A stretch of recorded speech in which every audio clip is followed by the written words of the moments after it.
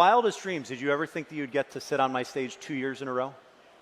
I mean, clearly it's a mistake. Although, you know, it's interesting. A lot has changed. You know, no boxing gloves. Yep. Thanks to Stu's legal maneuvering, a critical victory for the whole crypto industry. So it's good to be back. And we're, I think, made a lot of progress in the last year as an industry. So we'll talk a little bit about outside of the court cases, you know, what you guys have going on. But I think we'd be remiss if we don't talk about the biggest story for you this year. I'd argue, you know, one of the top 3 biggest stories of the year for crypto in general. Just last year, we talked about this on stage, why you guys were fighting, why you guys were taking it to the end. And you know, even back then, I think it was uncertain if you were ultimately going to reach a settlement, right? These things always kind of build to the 11th hour, and then at the last minute, there's usually some resolution. That's 99 times out of 100, that's how these cases work. You guys took it to the finish line. I made the comment that it was a split decision. I know you're going to dispute that, but why don't we just talk about the last 6 months in particular, you know, taking this all the way to the finish line, what you think the outcome means. You can't say it was a split decision, not let us comment on that. No, the floor is, I said I know you're going to disagree with me on that, but that's fine. But yeah, I want to what I'm most interested in is like the last few months, like in this process where, you know, you made the decision to we just feel confident in our position, and we're going to let the court decide.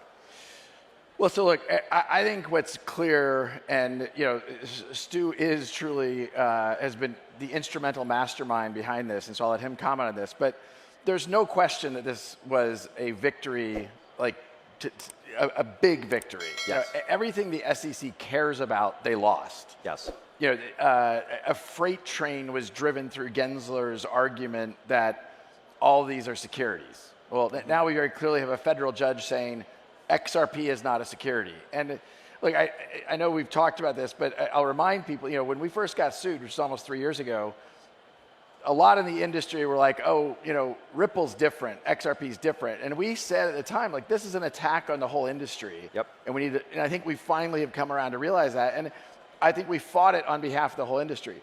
Now, to your question, I'll let, you know, Stu comment on this, but the last few months prior to getting sued, as well as the you know, last month's pre-decision, were both, you know, stressful times, and kind of, do we have the conviction, the resources to fight that fight?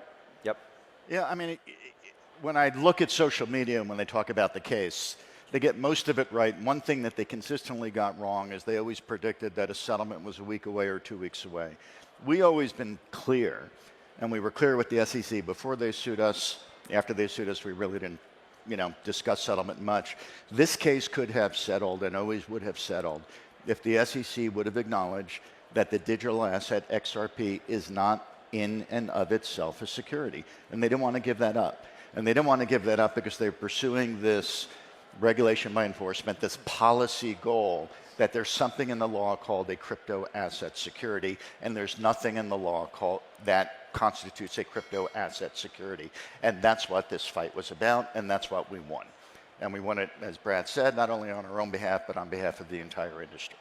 And just to back up a little bit, because I think I've spent more time with the Howey test than, you know, and I'm not even involved, and I'm not gonna, embroiled in a lawsuit here. And I think most people, the fact that an entire industry of technologists knows what the Howey test is based on a 1940s Supreme Court case concerning orange groves, that in and of itself is a sign that there's something that needs to be fixed in DC.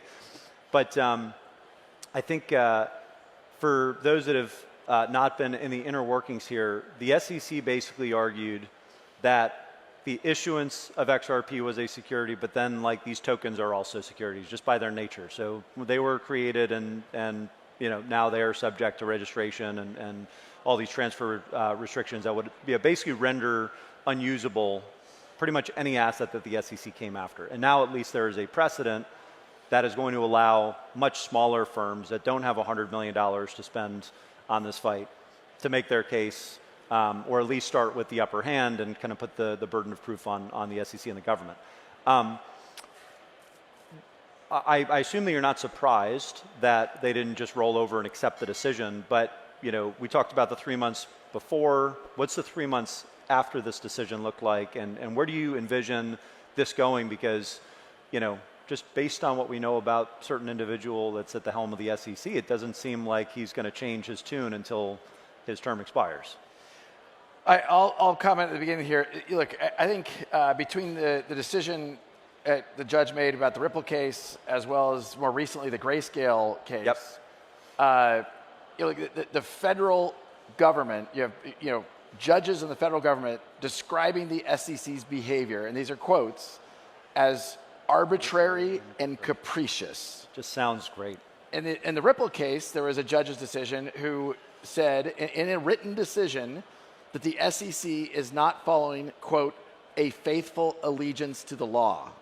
Like, these are damning statements. There was one other line in there. It's like, basically this doesn't make any sense. For lack of a better term, And so what I find most surprising, kind of to your question, so now we have two, really credibility eroding events to a U.S. institution and the SEC. And then you have Gary Gensler, the chair, went before Congress last week. This is, I think, last Wednesday. And he doubled down. It's almost like, okay, we're going to ignore everything that's happening out here. We're going to ignore that we've been called arbitrary. We're going to ignore that we've been called capricious. And we're going to continue to say they're all securities. They're all centralized. And it's almost just like this, a Twilight Zone moment of what is going on? Like, what's he having for breakfast that I'm not? Yeah. Because in the real world that I'm living in, whatever Elizabeth Warren's put in his Cheerios, so. But the real world I'm living in, the judges, and thankfully we have a judicial process. It can be slow, and it took 3 years and well over $100 million. But look, we got to a better outcome, and I think that's going to be an important, as you said, precedent for the whole industry. Yeah, we talk about the Howey test. I think what our case exposed is the SEC was never really applying the Howey test. And in their prior cases, look, they settle a lot of cases and they like to wave those around as victories. Those aren't victories. That's just, they have too much leverage and people can't afford to fight them, so they pocket that. But when challenged on the Howey test, the SEC was exposed that if you want to faithfully apply the Howey test to real world facts, you're not going to win. And I think they were shocked that they lost. And what the judge said, look, speculation is not investment. A common interest is not a common enterprise. For there to be an investment money, there actually has to be an investment of money. So if you're using crypto to pay compensation for charitable contributions, for developer grants, there's no investment. So all of taking them through the elements of Howey, they're exposed and they don't win. And again, this whole concept that the asset itself can be an investment contract and therefore security doesn't hold water.